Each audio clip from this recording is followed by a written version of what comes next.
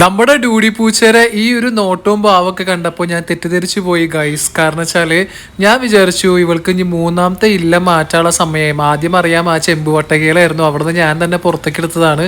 അപ്പം ഞാൻ വിചാരിച്ചു ഇനി ഇവർക്ക് 4 പേർക്കും നടക്കാൻ തുടങ്ങിയ കാരണം ഇനി നടക്കാനുള്ള സ്പേസ് കിട്ടിക്കോട്ടെ എന്ന് വെച്ചിട്ട് ഞാൻ ഈ 4 ബ്ലാക്ക് ആൻഡ് വൈറ്റ് കുട്ടീസിനെ ഞാൻ താഴെ കുറച്ച് സ്പേസ് ഉണ്ട്, അപ്പോൾ അവിടേക്ക് ഞാൻ ഇങ്ങനെ ഇട്ടു കേട്ടോ. ഓരോന്നായിട്ട് ഞാൻ അങ്ങനെ വെച്ചു. അങ്ങനെ ഡ്യൂഡി വന്നു. ഡ്യൂഡി ഞാൻ തൊടുമ്പോൾ ഒന്നും പ്രശ്നമില്ല കുട്ടികളെ, പക്ഷെ ഡ്യൂഡി എന്ത് ചെയ്യുന്ന വെച്ചാൽ അവൾക്ക് തീരെ ഇഷ്ടപ്പെട്ടില്ല. അവൾ നേരെ ഓരോ കുട്ടികളെയും കടിച്ച്, അതായത് ഈ ആദ്യത്തെ കുട്ടീനെ മാത്രമേ കടിച്ചുള്ളൂ, കടിച്ചിങ്ങനെ മുകളിലേക്ക് തന്നെ, അതായത് മുമ്പത്തെ സ്ഥലത്തേക്ക് തന്നെ കൊണ്ടുപോയി ഇടുന്ന ഭാഗമാണ് നിങ്ങൾ കണ്ടുകൊണ്ടിരിക്കുന്നത്.